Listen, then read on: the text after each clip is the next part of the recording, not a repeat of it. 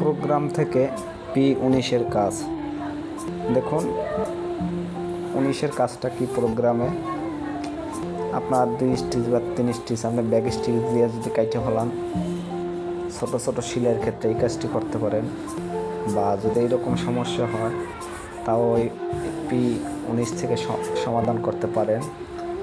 দেখুন P19 নিয়ে আসছে প্রোগ্রাম থেকে, আগে অন ছিল এখন 0 করছি, তো এখন দেখেন আমার ঠিক মতো চলবে।